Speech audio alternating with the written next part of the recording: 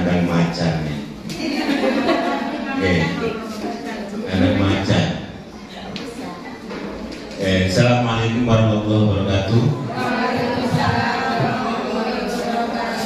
Alhamdulillahirabbil alamin wal aqibatu lil muttaqin wala udwana illa 'alal zalimin. Salatu wassalamu ala nabiyyina Muhammadin sallallahu alaihi wasallam wa ala alihi washabbihi wa man tabi'ahum bi ihsan ila yaumiddin wa alaina ma'ahum bi rahmatika ya arhamar rahimin. Sore ini di suasana hujan, gerimis mengundang atau gerimis melanda. Kalau gerimis mengundang kan penyanyinya Malaysia, kalau gerimis melanda penyanyi Indonesia ya. Luar biasa, ada yang kesini bawa anak, ada yang gendong anaknya orang, minta difoto dan sebagainya. Ada. Nah, ini yang bawa anak, bapaknya kemana nih? Habis ini dipecat jadi suami nasihat. Baik, istrinya ngaji gak dijaga anaknya. Baik, saya diminta untuk isi materi tentang wawasan keislaman. Nah, saya bingung. Ini nasihat yang di Islam itu yang belum dipahami apa? Sudah paham? Sudah tahu rukun Islam? Sudah ya? Rukun Islam sudah tahu? Rukun iman? Sudah. Tata cara sholat? Tata cara wudhu?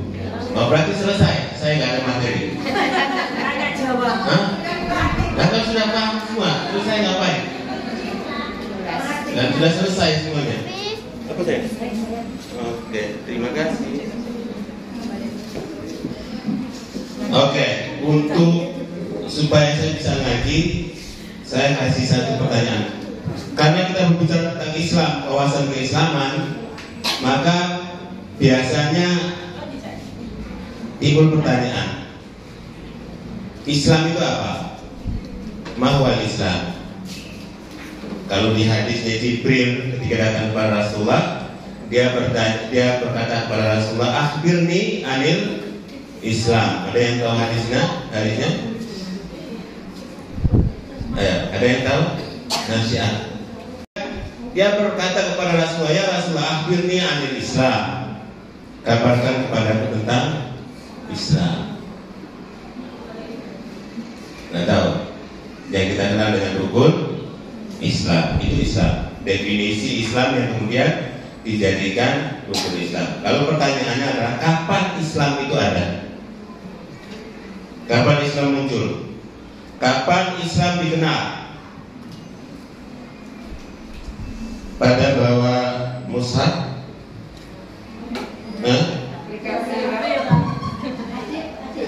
Pada bawa mushaf apa enggak? Hah? Di HP. Oke, saya ingin buktikan bahwa di HP ada mushaf. Ada di HP ada mushaf? Buka surat Al-Hajj ayat 78. Di situ jawabannya kapan Islam ada. Coba dibuka. Ada yang sudah ketemu? Hah? Sudah belum? Yang sudah nanti dibaca. Surat Al-Hajj ayat 78.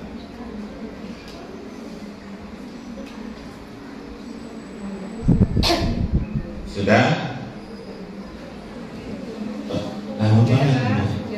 Oke, bisa dibaca. Saya ingin dengar nih bacaannya. Artinya, baca Arabnya. Arabnya dong. Ayat 78.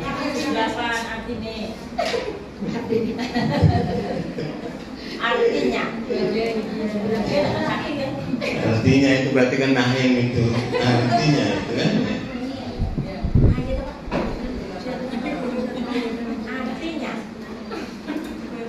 Baca itu di coba. Ada yang tahu? Ada yang bisa?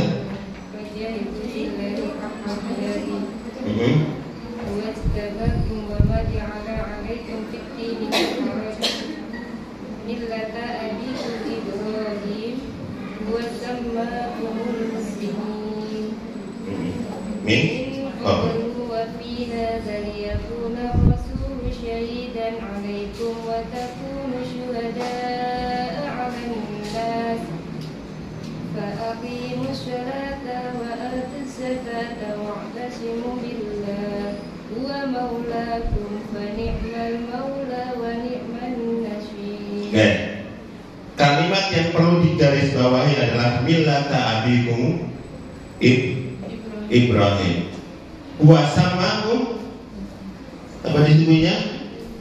Wasamakum muslimin min qabl.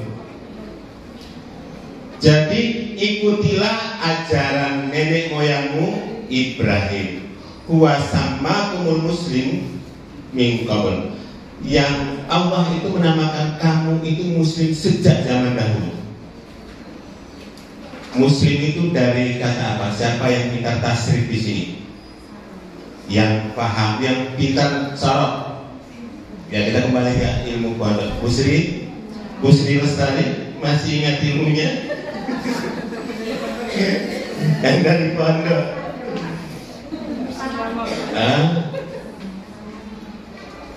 Apa?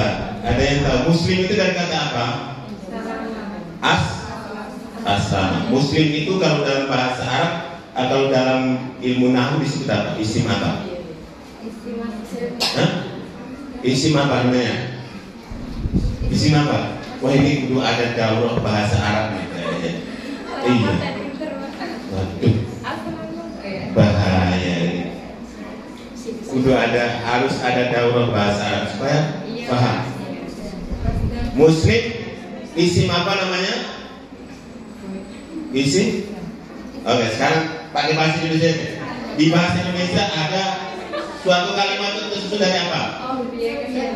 Subjek, predikat, objek. Subjek itu apa? Orangnya, pelakunya. Pekerjaannya disebut predikat, fiil. Berarti orangnya disebut apa? Objek dalam bahasa Arab disebut apa?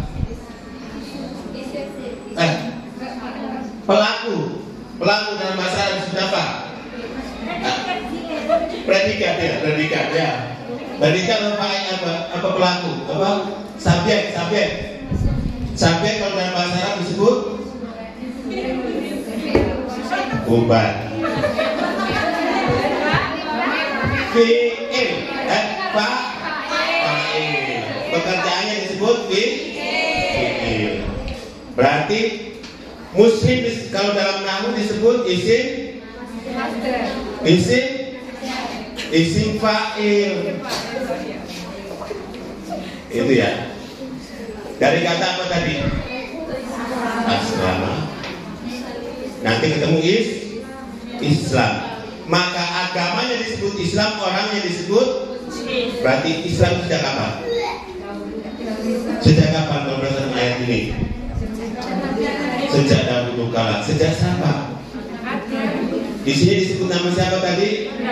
Ibrahim. Satu tokoh yang semua agama di dunia mengakui kehebatannya. Kita menyebutnya Ibrahim. Kalau Yahudi karena lisan mereka menyebutnya Afram.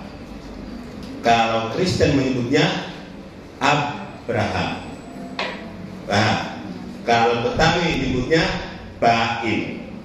Nah, kalau Jawa menyebutnya disingkat Brahim. Satu tokoh, 3 agama besar di dunia mengakui. Ada yang menyebutnya Afram, ada yang menyebutnya Ibrahim, ada yang menyebutnya Abraham. Punya putra siapa saja namanya? Ismail, Samuel, Ishak, itu kan? Punya anak pertama namanya Ismail, yang kedua namanya Ishak. Berarti Islam sejak zaman Nabi Ibrahim. Ibrahim dijadikan patokan. Maka Allah menyebutnya inni ja'iluka linnasi imaman. Nabi Ibrahim itu dijadikan Allah sebagai imam alias bapaknya para nabi. Apakah dan terus nabi sebelumnya tidak beragama Islam? Mereka beragama Islam. Nabi Nuh beragama Islam. Allah jadikan Ibrahim sebagai patokan. Kenapa?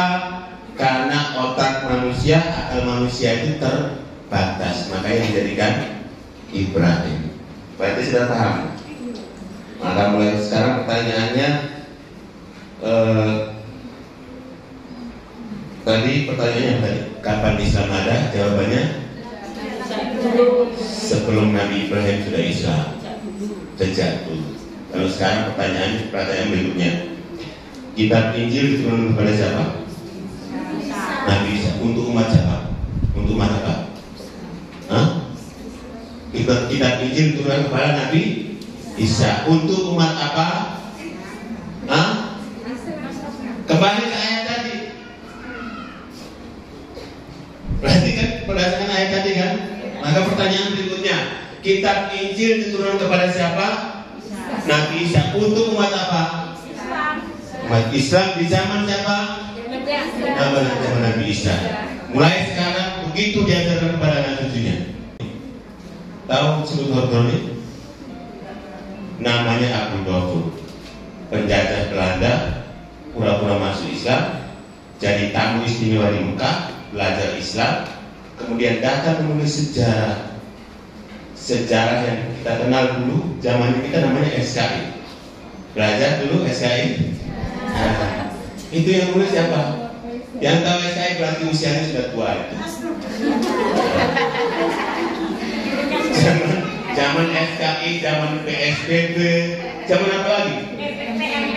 PMP, berarti usianya sudah tua. Sama dengan saya. Sama tuanya. Iya. Diganti ke PKN, terus PKN sekarang kembali ke PPKN. Tapi sama saja ya. Terus yang berikutnya, kitab Taurat diturunkan kepada Nabi Musa. Untuk umat Islam di zamannya Nabi itu. Jadi selama ini sejarah yang diajarkan kepada anak juga termasuk kita jadi korban sejarah itu yang mengatakan bahwa Allah menurunkan 3 agama. Ini fitnah terbesar terhadap Allah. Coba periksa di Al-Quran, ada tidak? Kalau di Al-Quran itu agama, bahasa Qurannya apa? Kalau agama adil. Pernah tidak Allah menyebutkan Yahudi depannya dikasih adil? Coba periksa, ada nggak ayat yang menyatakan begitu? Atau menyebut adil Nasor? Ada nggak? Nggak ada. Adil itu hanya berlaku pada Islam. Itu inna dina indallahi Islam. Dan penyebutan kata adil itu mesti tunggal, nggak pernah jamak. Dalam Al-Quran nggak ada jamak hadiah, nggak ada. Adanya adil, inna dina indallahi Islam. Baru paham nih? Baru tahu hari ini. Berarti alhamdulillah saya berhasil diajak isi ngaji di sini. Hari ini yang isi ngaji orang luar negeri dari Timor Leste.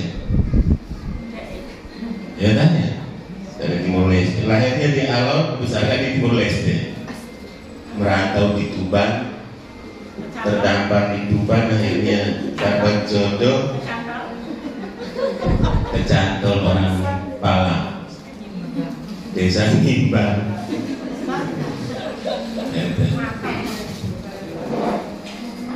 Sekarang kita kembali ke sejarah.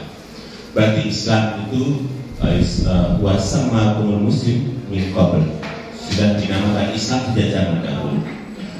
Terus pertanyaannya adalah siapa yang menurunkan Yahudi? Karena tadi kan bukan Allah. Siapa yang mengenal Yahudi? Kenapa disebut Yahudi? Ada yang tahu? Kenapa agama itu disebut Yahudi? Karena dinisbatkan kepada salah satu putra dari Yakub. Siapa Yakub? Yakub siapa? Ya Nabi Yakub.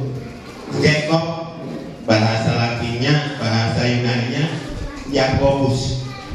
Jadi kalau ada akhiran us itu berarti bahasa Yunani. Nabi Isa itu asal namanya itu Eswa. Eswa itu bahasa Ibraninya, kalau bahasa Arabnya Isa.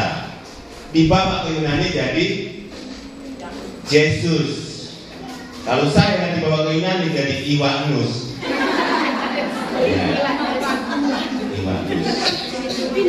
Karena orang Yunani itu namanya nggak bisa vokal, dia mesti konsonan. Musa jadi Moses, kan? Muhammad jadi Muhammad, jadi dia mesti konsonan. Maka Isa dibawa ke Yunani jadi Yesus. Karena apa? Huruf awal sama akhir dijadikan konsonan. Terus kenapa disebut Yahudi? Karena diambil dari salah satu putra Yakub bernama Yuda. Dia punya putra 12, istri 4. Ini banyak Nabi. Itu kelasnya Nabi, bukan kelasnya wartawan ya. Wartawan nggak berani.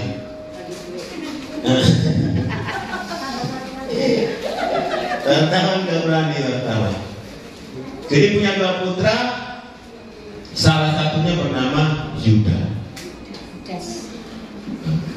Yuda inilah nanti anak keturunannya mengklaim atau apa istilahnya, memproklamirkan dirinya sebagai agama Yahudi. Kapan? Ketika Nabi Sulaiman meninggal, Salomon gitu ya, King of Salomon. Nah, jadi Yahudi itu kalau berdasarkan sejarah dia lahir karena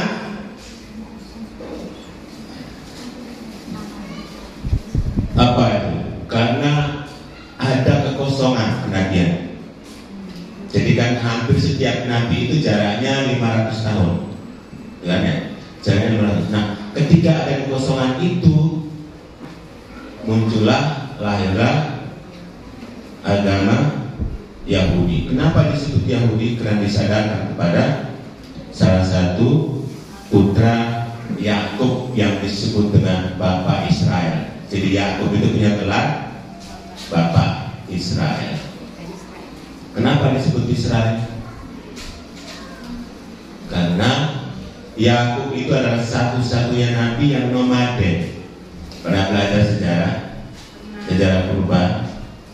Nah, itu ada namanya manusia nomaden. Apa manusia nomaden?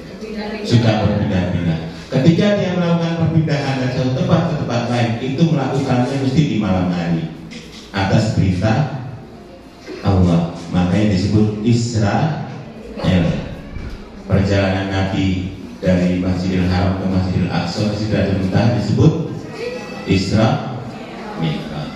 Udah paham?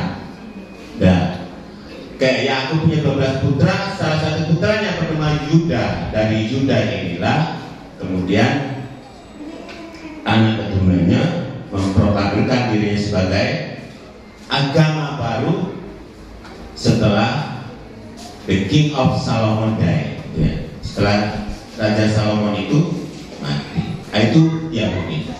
Kemudian kapan itu Nasrani muncul? Nah, ini Nasrani ini disandarkan kepada tempat kelahirannya Nabi Isa, yaitu di mana? Di Nazaret. Kalau dalam Injil disebut Nazaret. Kalau dalam Al-Quran disebut dengan fi makanin syarqi. Apa fi makanin syarqi? Mama anak asal syarqi, syarqul. Apa? Lawannya maghrib. Timur. Kalau dalam Al-Quran disebut bahwa Nabi Isa itu lahirnya di makanin syarqi. Nah, kenapa disebut dengan Nasrani? Disandarkan kepada tempat kelahirannya Nabi Isa, yaitu di Nazaret.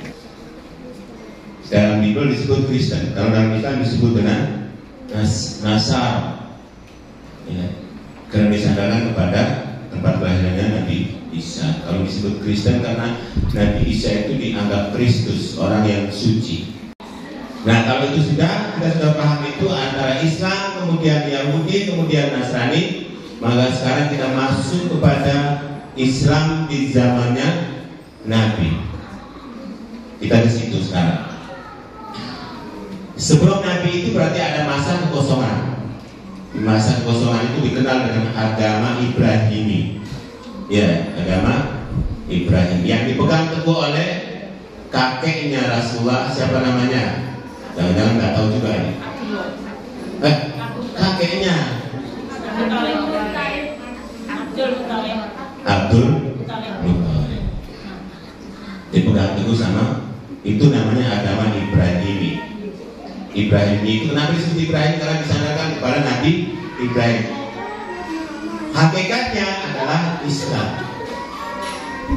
Nah, zaman ketika itu perempuan, ini kita bicara masalah perempuan ya. Perempuan itu nggak ada harganya. Ya kan? Pernah baca dalam sejarahnya. Diberitakan setiap ibu yang melahirkan anak perempuan dia apa? Dibunuh. Setiap lahir yang anaknya perempuan itu. Kenapa? Karena dianggap perempuan itu pembawa sial, aib bagi seorang bapak. Dan sekarang terjadi di zaman kita. Ya, kemarin ibu itu dialektika di TV-mu tentang remaja hamil masal itu. Di zaman kita. Di zaman ketika itu perempuan dianggap aib. Kemudian Rasulullah diangkat menjadi apa? Sebelum menjadi Nabi, itu sudah settingannya Allah, sudah skenario Allah. Kenapa Rasulullah menikahnya sama janda, bukan sama? Itu sudah skenario-nya. Kenapa? Karena ketika itu perempuan dianggap tidak bernilai. Satu orang laki-laki istrinya satu, tapi bundiknya begitu banyak. Maka Islam kemudian dimunculkan kembali oleh Rasulullah. Kemudian dia diminta. Jadi bukan Rasulullah yang lamar ya. Khadijah itu bukan dilamar Rasulullah, tapi Khadijah minta dilamar. Jangan keliru. Itu kan. Dan Khadijah itu memang kaya raya, cantik, kaya raya. Ketika itu jadi rebutan. Para pemuda itu rebutan sama seorang single parent itu. Primadona, ya, primadona. Makanya begitu cintanya Rasulullah kepada Khadijah.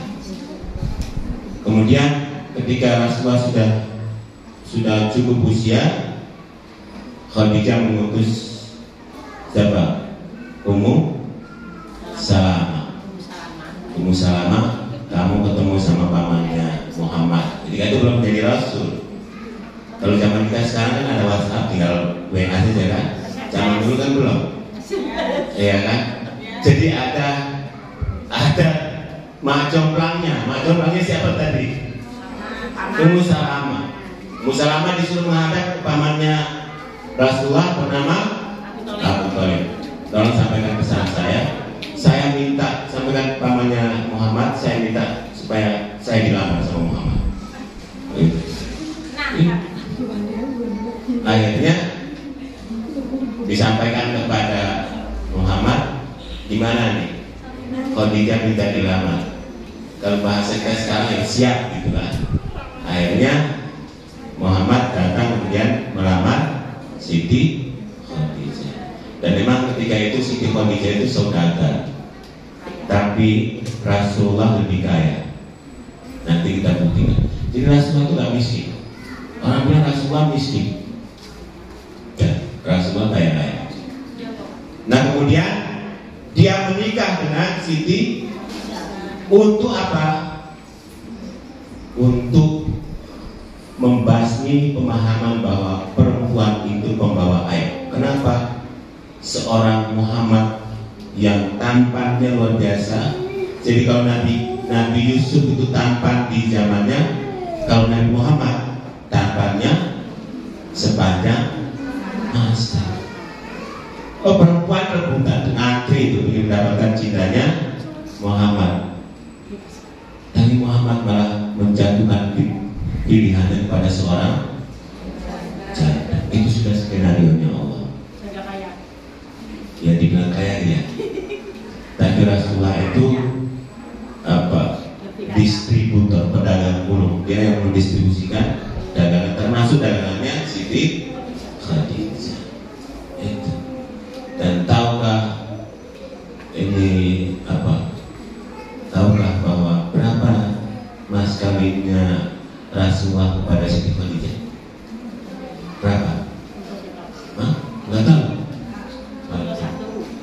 Nanti setelah ini kemudian pulang protes sama suaminya semuanya. Berapa? 300 dinar. Apa dinar itu? Kepingan emas.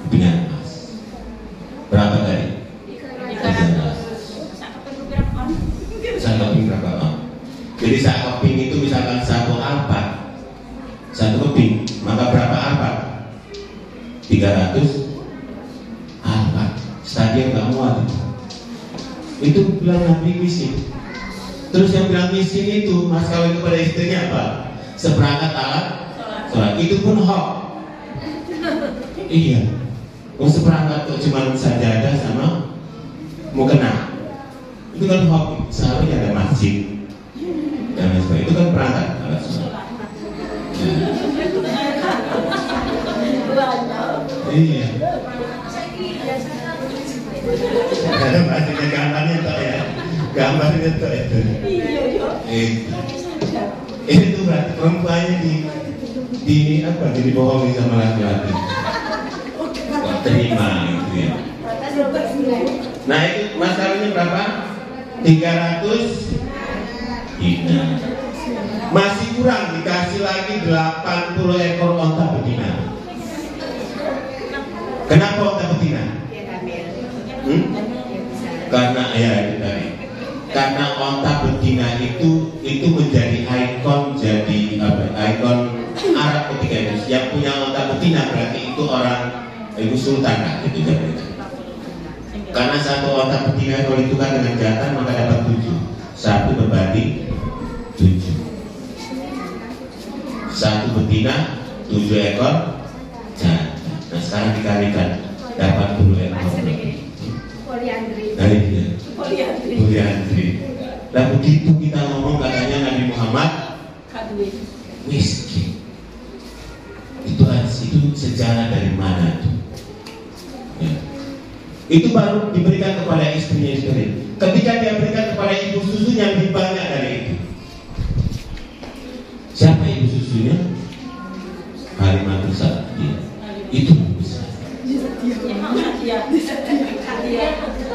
Ini juga membuktikan bahwa perempuan dalam Islam itu diperlakukan istimewa. Jadi diberi 300 dinar nggak cukup itu untuk membeli perempuan, nggak cukup.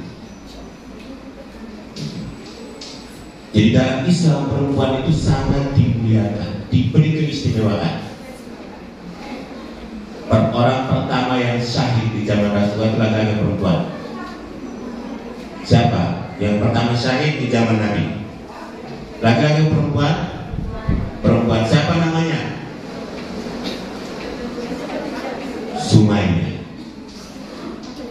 Ibu dari Amr bin siapa? Amr bin Bubar.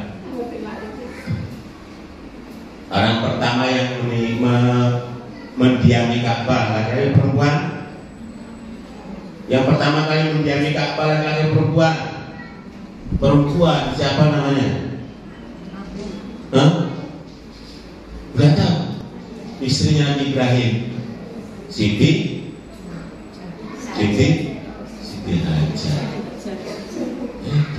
Jadi perempuan dalam Islam itu benar-benar dimuliakan. Nah, bagaimana perempuan di zaman Nabi? Maka ketika Nabi menikah dengan Siti Khadijah itu tujuannya adalah untuk mengangkat harkat dan martabat perempuan.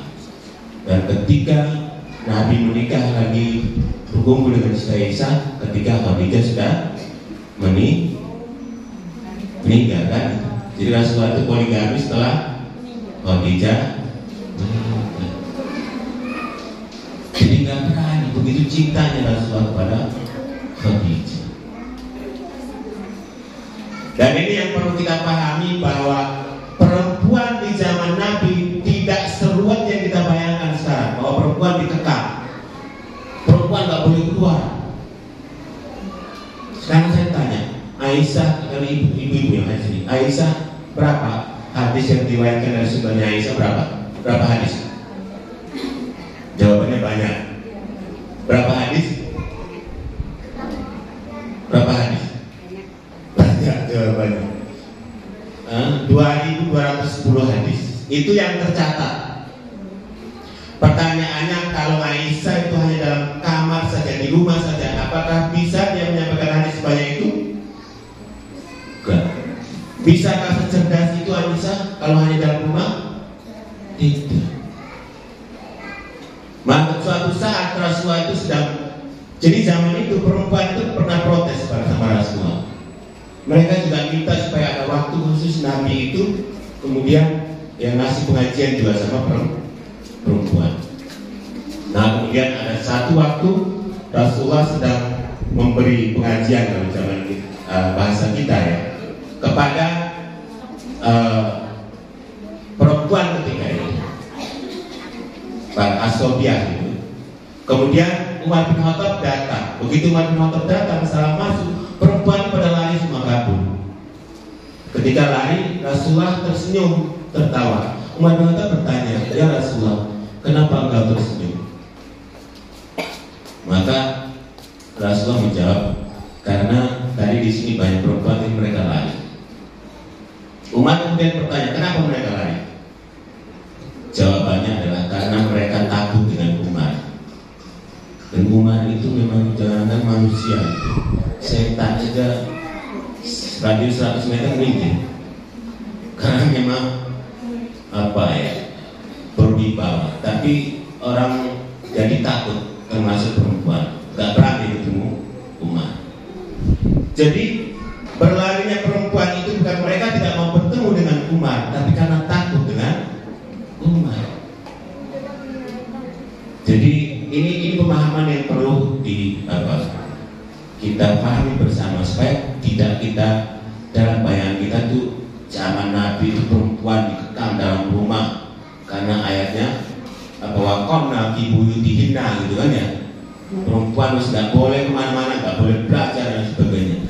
Kalau nggak boleh belajar, tidak akan mungkin kita menemukan perempuan secerdas Siti Aisyah. Nggak ada di dunia ini yang kecerdasannya melebihi Siti Aisyah. Ayo siapa? Tunjukkan sama saya perempuan yang kecerdasannya melebihi Aisyah. Nggak ada. Maka apa yang kita lakukan hari ini, yang dilakukan oleh Syiah seperti ini bagian dari pesan-pesan Islam, bahwa perempuan itu nggak boleh di dalam rumah saja, karena 60% ilmu 60% IQ perkembangan otak anak itu dari ibu, bukan bapak. Dan kalau ibunya nggak cerdas, nggak belajar, apa bisa? Jadi begitu konsep Islam. Artinya bahwa Islam yang dipahami, ini kita tarik ke Muhammadiyah. Islam yang dipahami oleh Muhammadiyah itu tidak sekaku Islam yang dipahami orang. Jadi Islam yang pemahamannya begitu kaku sehingga orang kalau masuk Islam kok begini, Islam kok terlalu banyak aturan. Islam itu sangat mudah, sangat mudah. Maka Islam yang dipahami Muhammadiyah itu modelnya dari Islam inklusif, lawannya eksklusif. Islam yang terbuka. Sebelum pemerintah menunjukkan istilahnya Islam moderat dan sebagainya, zaman Ahmad Dahlan itu sudah mulai moderat. Makanya dia mengajar di sekolahnya Belanda kan. Padahal ketika itu Ahmad Dahlan sudah di itu Wahabi. Nah itulah Islam yang ditampilkan oleh Muhammadiyah, Islam yang humanis, yang indah. Maka Muhammadiyah itu menerima siapa saja boleh. Kemarin begitu Muhammadiyah menerima kunjungan dari LDI, heboh itu. Ini Muhammadiyah kok menerima kunjungan LDI yang dinyatakan sesat itu. Heboh. Termasuk kita ini yang wartawan itu punya panas itu. Karena kita diserang juga dari wartawan yang lain. Itu Muhammadiyah piye? Kok mau menerima itu? Nah kita harus cerdas menjawabnya. Yang diterima itu orangnya atau pemikirannya? Yang diterima kunjungan itu orangnya atau pemikirannya? Orangnya, pemikirannya. Ya nggak bakalan dia bisa Muhammadiyah mau terima pemikirannya dia. Jadi siapa saja boleh diterima. Itu pemahamannya, pemahaman Islam dalam Muhammadiyah tadi, inklusif tadi. Begitu juga bagaimana peranan perempuan di dalam Muhammadiyah tadi. Saya dengar ayat yang disampaikan oleh Bu Lili tadi, atau tadi bunyinya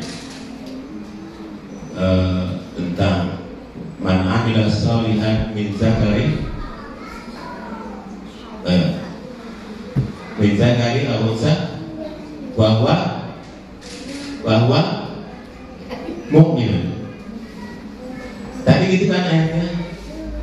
Jadi barang siapa yang beriman, barang siapa yang melakukan amal soleh baik laki-laki maupun perempuan dan dia beriman, maka baginya ganjaran dari Tuhan. Jadi dalam pemahaman Muhammadiyah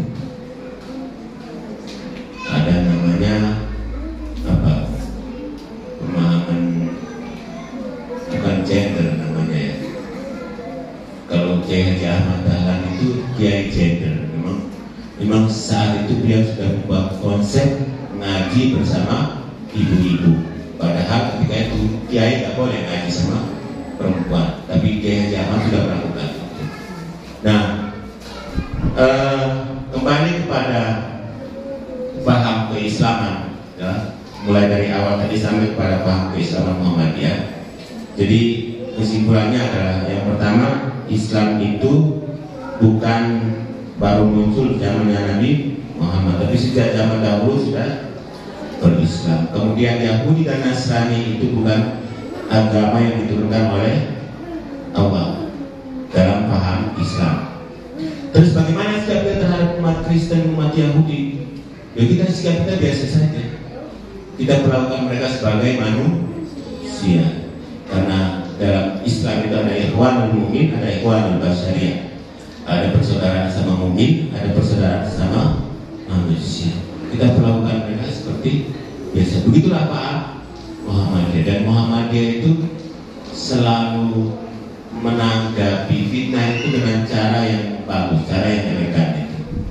Jadi enggak dibalas dengan cara yang ekstrim. Ekstrim itu kayak demo, rusak dan lain sebagainya. Enggak begitu. Cara Muhammadiyah itu indah. Dia dituduh Wahabi, yang dia lakukan bukan dia menyerang balik menuduh yang menuduh Wahabi itu kafir dan lain sebagainya. Enggak begitu caranya. Begitu dituduh Wahabi, kiainya ngajar di sekolahnya orang kafir, sekolahnya Belanda.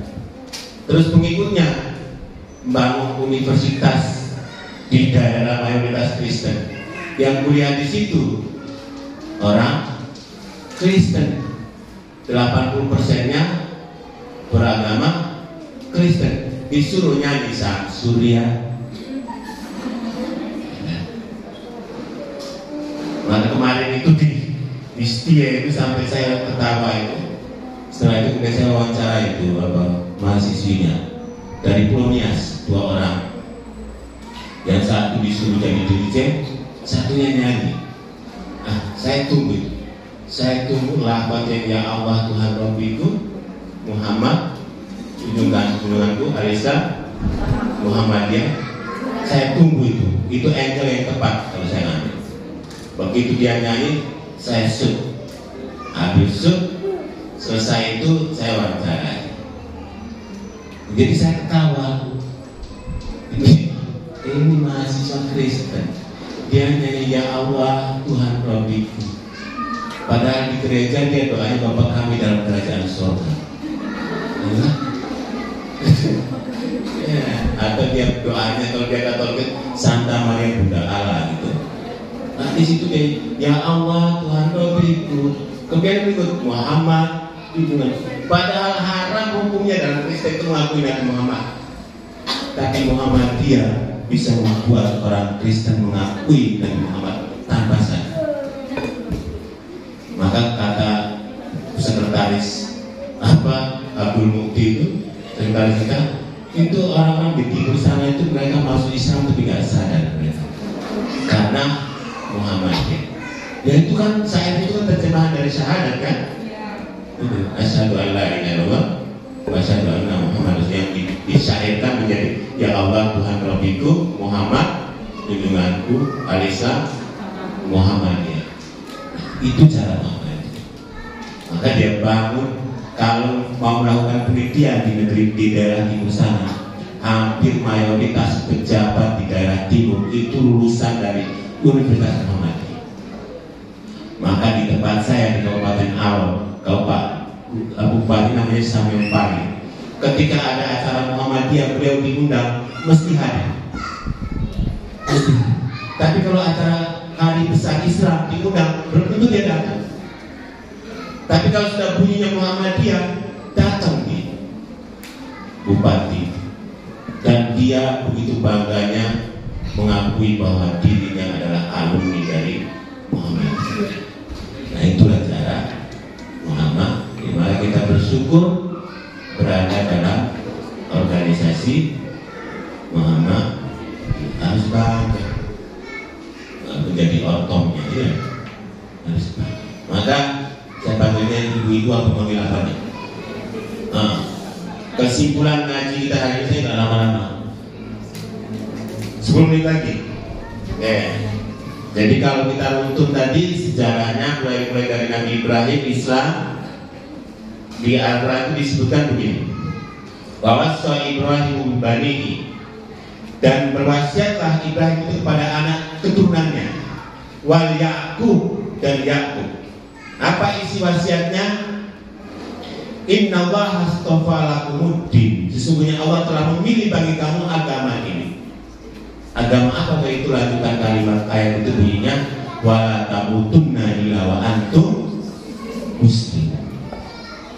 Maka siapa anak keturunan Nabi Ibrahim? Ada dua anaknya. Yang pertama adalah Ismail, yang nanti kemudian menempati negeri Arab, lalu keturunannya ketemu Rasulullah SAW. Kemudian yang kedua adalah Ishak, yang keturunannya nanti ketemu di Nabi Isa alaihissalam. Kemudian Nabi Ibrahim membangun dua masjid. Masjid Al-Aqsa, Masjidil Aqsa dibangun di Palestina untuk Ishak. Kemudian Masjidil Haram di Mekah dibangun untuk Nabi Muhammad Sallallahu Alaihi Wasallam, atau dibangun Ismail untuk Ismail. Jadi berarti masjid itu ada. Nah dari sini kemudian keturunannya di ayat itu juga disebut wal Yakub. Kenapa Yakub? Karena dari Yakub ini punya 12 keturunan. Dari 12 keturunan inilah nanti dari salah satu keturunannya lahir dua agama. Dari Yuda ini lahir agama Kristen, kemudian turun lalu lahir agama Yahudi, kemudian turun, kemudian lahir agama Nasrani. Dari Ismail, karena memang dari awalnya Ibrahim sudah Islam, maka turun temurunnya jadi Islam. Maka saya juga tidak menerima kalau disebut ayah ibunya Nabi Muhammad itu kafir, masuk neraka itu. Gak bisa. Karena mereka dalam tahiyat kita bunyinya gimana? Coba tahiyat kita kalau baca tahiyat bunyinya gimana? Tahiyatulillah, assalamualaikum warahmatullahi wabarakatuh, Nabi, assalamualaikum warahmatullahi wabarakatuh. Terus salawat Allahumma sholli ala Muhammad wa ala dan keluarga Nabi Muhammad. Begitu juga keluarga Nabi Ibrahim. Jadi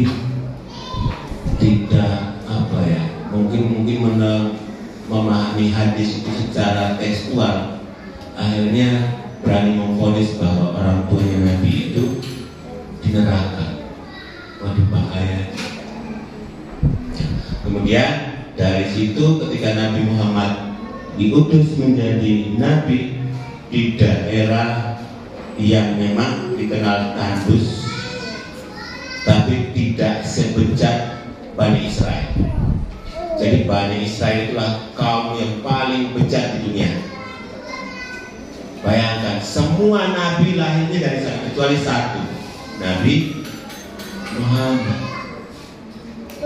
Nabi Ibrahim walaupun lahirnya desa di Kur, di mana Kur itu?